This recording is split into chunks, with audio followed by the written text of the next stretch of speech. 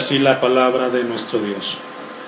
Haced morir pues lo terrenal en vosotros: fornicación, impureza, pasiones desordenadas, malos deseos y avaricia, que es idolatría, cosas por las cuales la ira de Dios viene sobre los hijos de desobediencia, en las cuales vosotros también anduvisteis en otro tiempo, cuando vivíais en ellas. Pero ahora dejad también vosotros todas estas cosas: ira, enojo, malicia, blasfemia, palabras deshonestas de vuestra boca. No mintáis los unos a los otros, habiéndonos despojados del viejo hombre con sus hechos. La predicación de esta tarde, hermanos, es sumamente importante en nuestra vida cristiana. El tema es la nueva vida en Cristo, sujetando los deseos pecaminosos. Yo le decía al inicio que esta predicación es muy importante. Yo no creo que ninguno de ustedes venga a este lugar como pasatiempo, ni tampoco esté en este lugar para perder el tiempo. Creo que cada uno de ustedes viene con el deseo y el anhelo de que Dios le hable. Como pastor, yo tengo la responsabilidad de predicarles a ustedes de Dios. Dios me concedió por su gracia el honor más grande de predicar de Él a los seres humanos. Y yo debo de ser honesto con usted, porque cada cosa que usted escuche en este lugar, usted es responsable delante de Dios. Yo soy responsable de lo que predico, y un día voy a entregar cuentas de ello. Pero usted va a entregar cuentas de cada una de las predicaciones que ha escuchado. Hace un tiempo yo compartí una ilustración, mejor dicho una historia, que vale la pena mencionarla porque tiene que ver con la vida cristiana.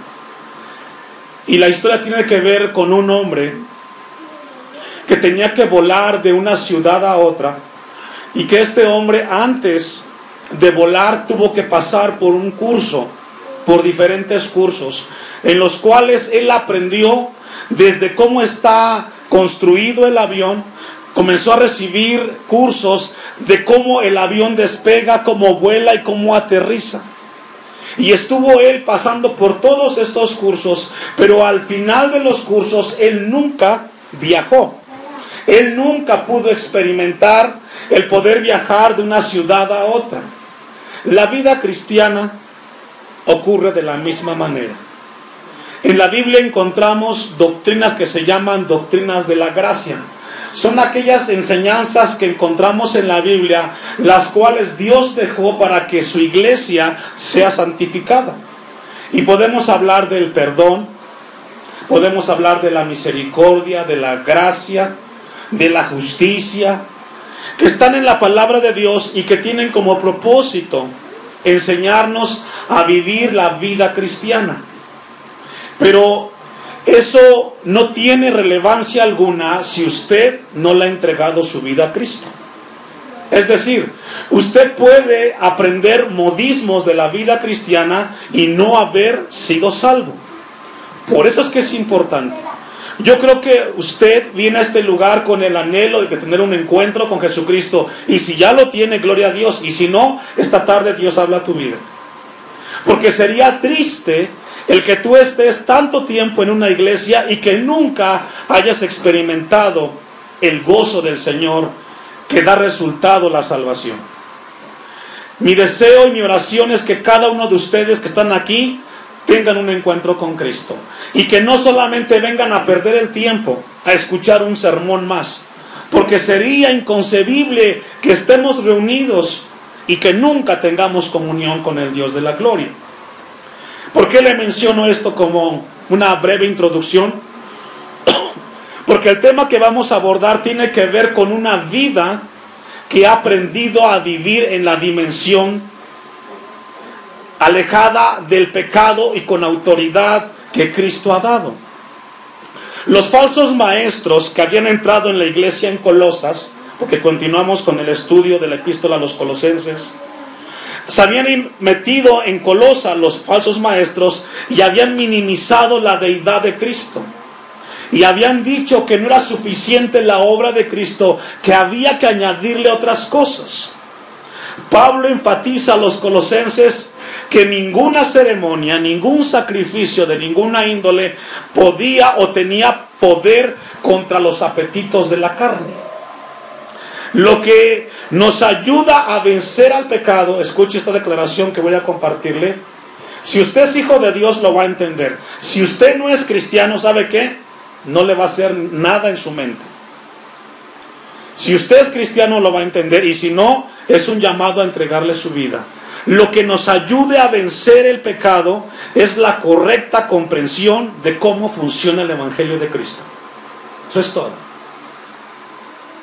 Lo que va a ayudarnos a nosotros como cristianos a vivir una vida en victoria es entender y comprender de manera correcta cómo funciona el Evangelio. El Evangelio nos da las bases para nosotros enfrentar el pecado y poderlo vencer.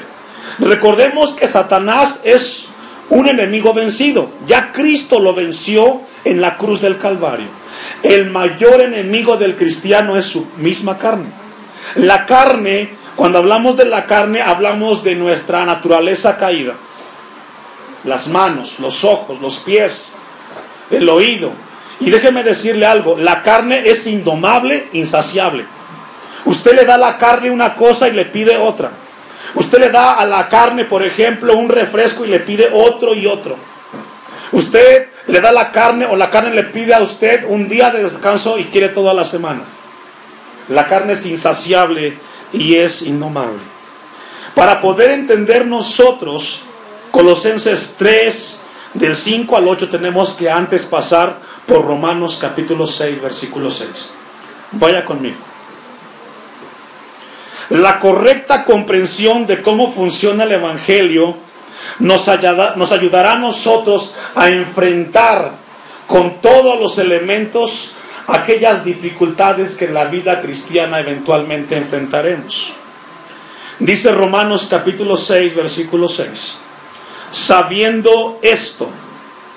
Esa palabra que Pablo le escribe a los colosenses habla de algo que tenemos que conocer, que no podemos pasar desapercibidos. Sabiendo esto, que nuestro viejo hombre fue crucificado juntamente con él.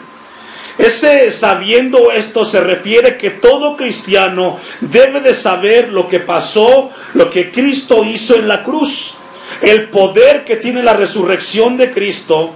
Y Pablo dice, sabiendo esto, que nuestro viejo hombre fue crucificado juntamente con él. Cuando nosotros le entregamos nuestra vida a Cristo, según la Biblia, nuestra naturaleza con la cual nacimos, que estaba inclinada hacia el pecado, fue crucificada juntamente en la cruz. Y cuando hablamos de eso, dice Pablo, para que el cuerpo del pecado sea destruido. Esa palabra, el cuerpo del pecado, hace referencia a nuestra naturaleza humana. La palabra destruido que encontramos ahí en el versículo 6, katargeo en el griego, significa inutilizar, significa inmóvil.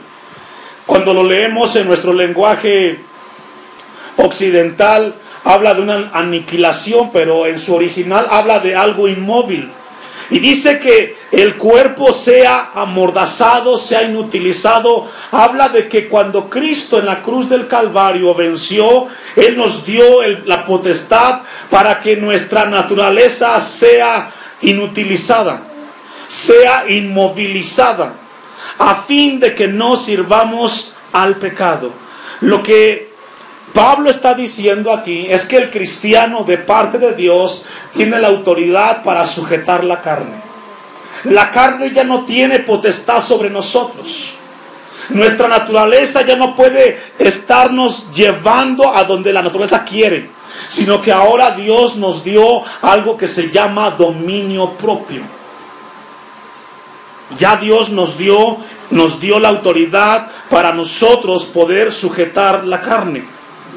En Colosenses capítulo 3, versículo 5, vamos a regresar brevemente. donde Pablo hace referencia de esta vida que recibimos en Cristo Jesús y que tiene con sujetar la naturaleza caída. Pablo dice a los colosenses: haced morir pues lo terrenal en vosotros. Lo que Pablo está diciendo aquí, que tenemos que inutilizar aquella inclinación que está siempre hacia los pensamientos de esta vida pasajera.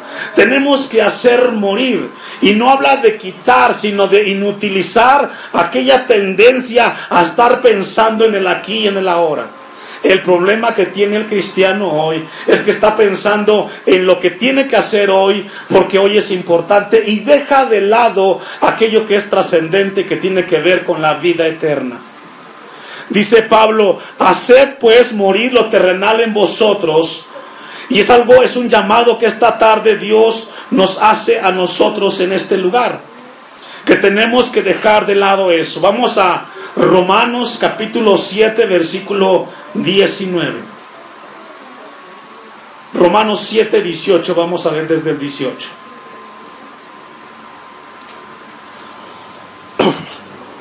Dice Pablo: yo sé que en mí, aquí Pablo habla, dice, la responsabilidad de mi vida, de mis acciones, no depende de los que están a mi alrededor.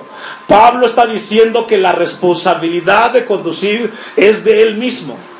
No podemos echarle la culpa a los de afuera de mis acciones. Yo no puedo responsabilizar a mi esposa, a mi suegra, a mis cuñados de cómo yo vivo.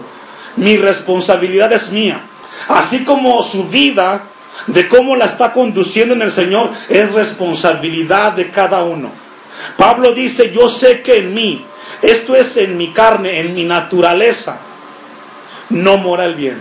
Primero tenemos que entender, hermanos, que nuestra naturaleza nunca le agradará buscar a Dios. Jamás.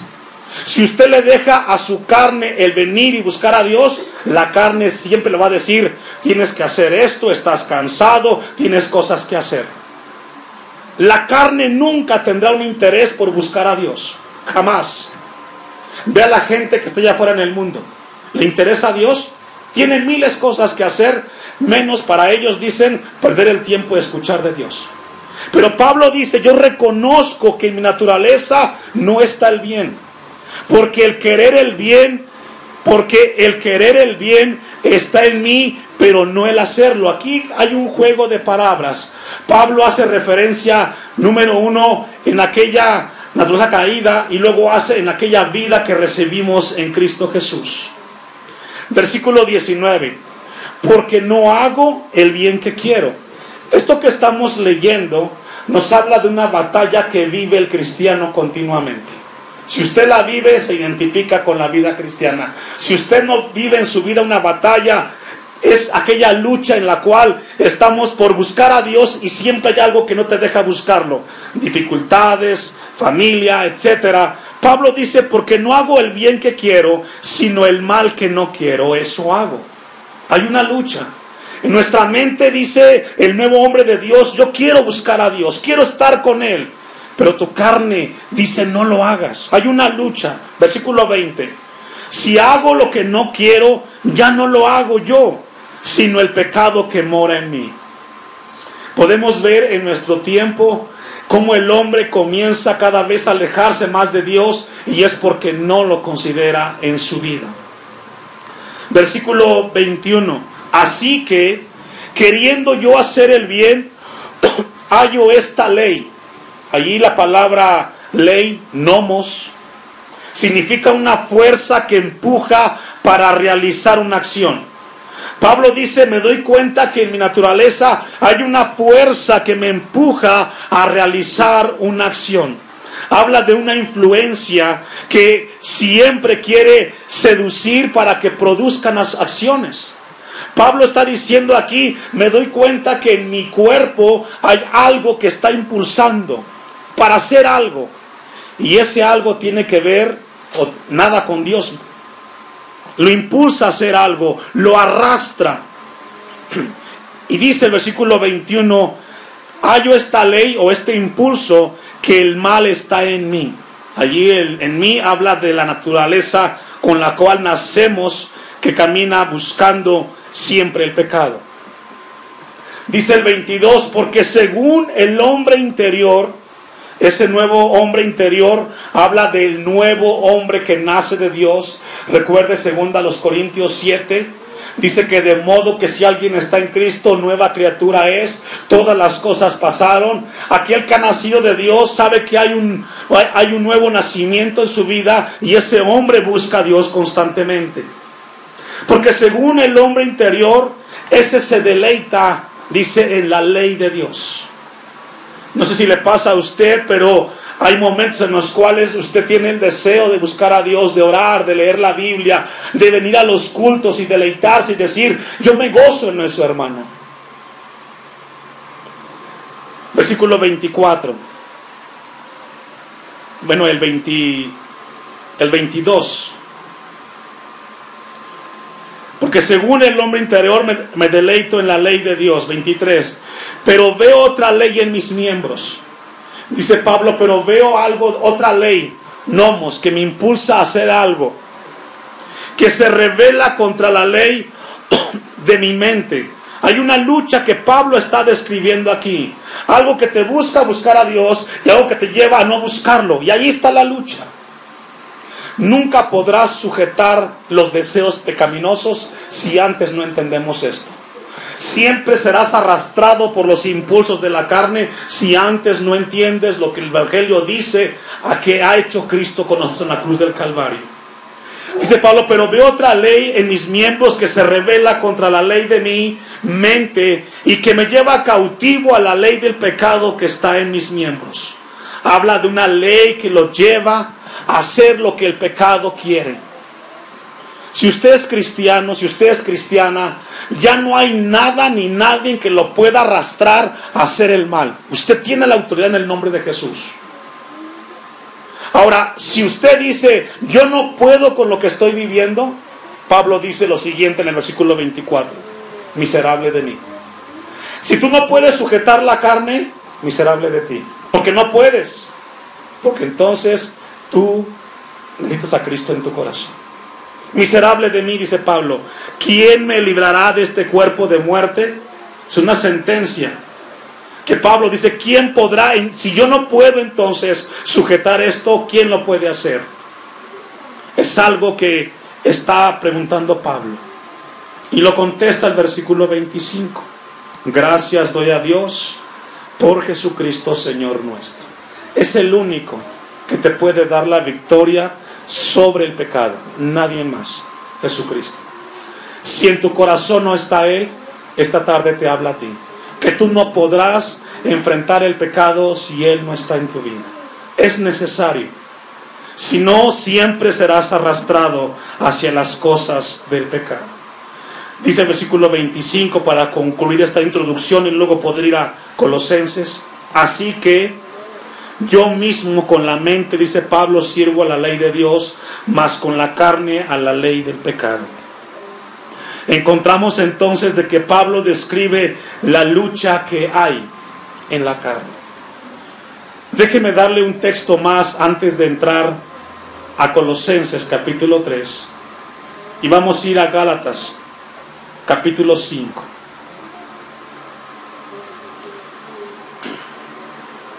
Gálatas capítulo 5.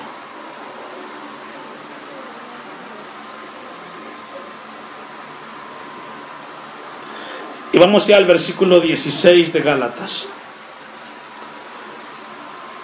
Dice Pablo a los Gálatas, digo pues, andad en el Espíritu. ¿Qué significa, pastor, andar en el Espíritu? Esto lo hemos dicho muchas veces.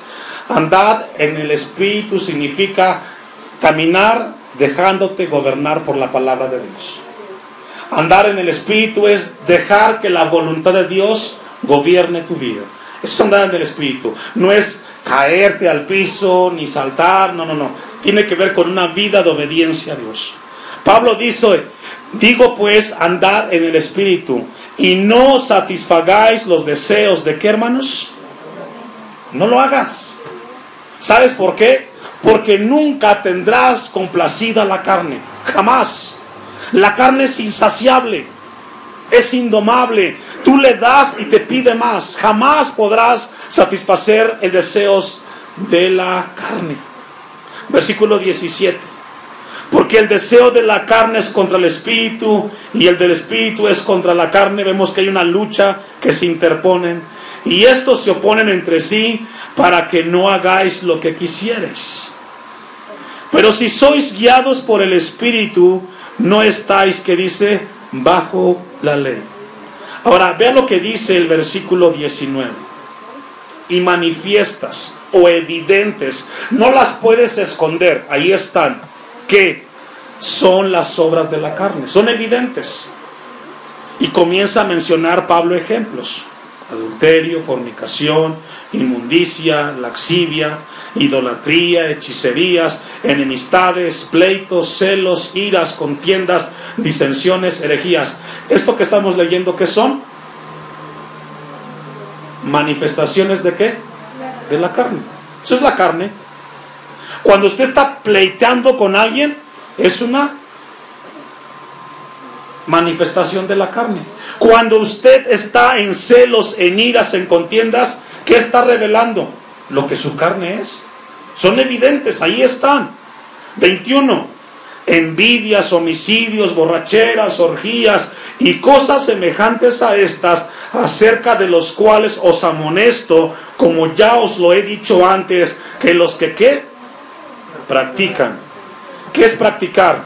Hacer algo continuamente. Lo que estamos viendo aquí en Gálatas, lo que Dios nos quiere hablar, es de que si nosotros estamos practicando esto, hermanos, no estamos caminando una vida en el Señor. Entonces, ¿qué está pasando conmigo, pastor? Nunca has llegado a Cristo. Tales cosas no heredarán el reino de Dios. Ahora sí vamos a Colosenses 3:5 para iniciar el pasaje. Ha sido prolongada la introducción, pero es necesario para poder entender Colosenses 3:5.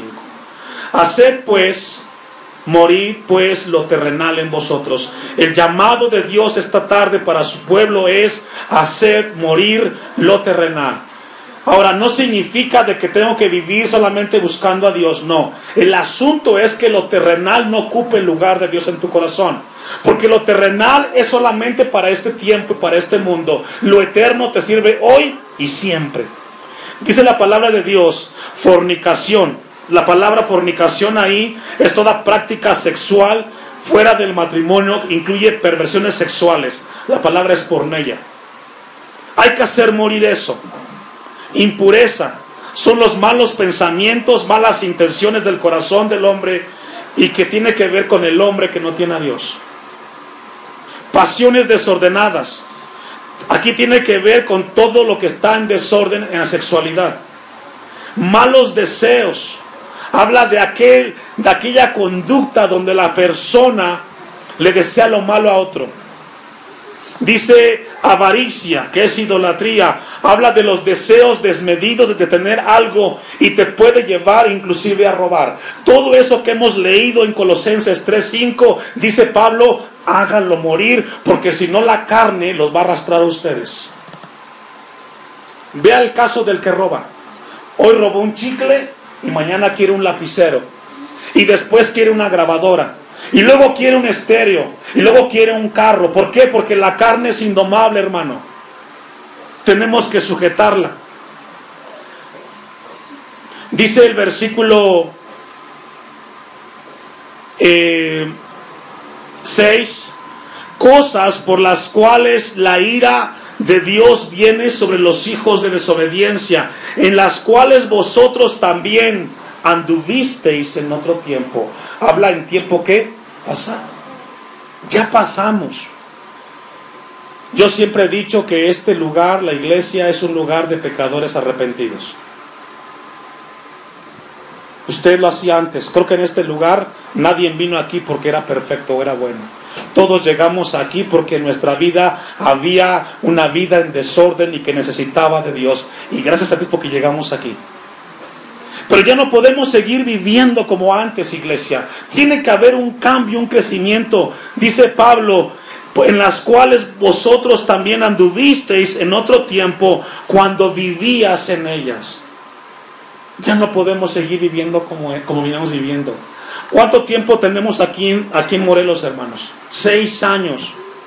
Es inconcebible que en 6 años todavía cristianos sigan viviendo como venían viviendo hace 6 años. Ya debiste haber crecido, ya debiste de haber madurado. Nuestra vida tiene que ser algo que glorifica a Dios. Y si no, esta tarde Dios te habla para que sujetes tu carne en el nombre de Jesús y Él te dé la victoria. Versículo 8, una segunda lista.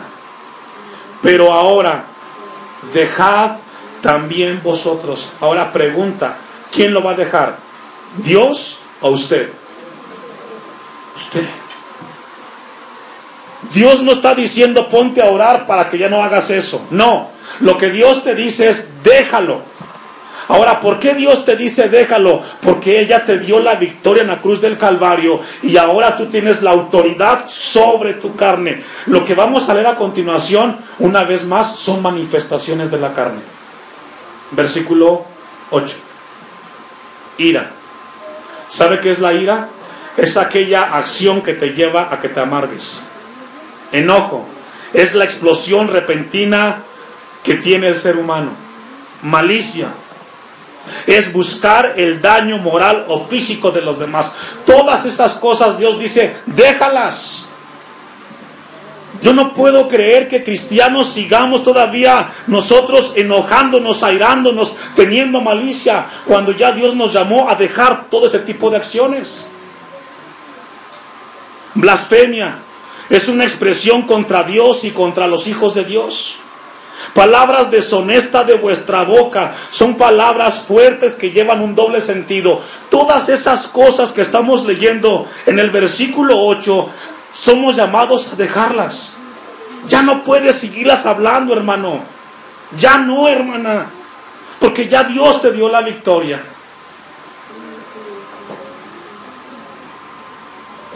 Blasfemia, palabras deshonestas de vuestras bocas. Y tenemos que ir al versículo 8 cuando dice, pero ahora dejad también vosotros. Versículo 9. Continúa con la lista. No mintáis. ¿Quién tiene que dejarlo de hacer, hermanos? Nosotros. La carne no va a querer, pero somos llamados en Dios. Ahora dices, pastor, yo la verdad no puedo con eso, para mí es demasiado. Entonces, en tu vida es necesario que nazcas de Dios. No mintáis los unos a los otros. Ahí la palabra mentir en el griego significa falsear los hechos. Los unos a los otros. Habiéndonos despojados del viejo hombre con sus hechos. Lo que Dios esta tarde nos habla con este tema, iglesia, es que ya Dios hizo algo en la cruz del Calvario y cuando resucitó. Si en tu vida sigue manifestándose tu carne de esta manera, tienes que dejarlo en el nombre de Jesús, tú. De otra manera, estás en un grave problema delante de Dios.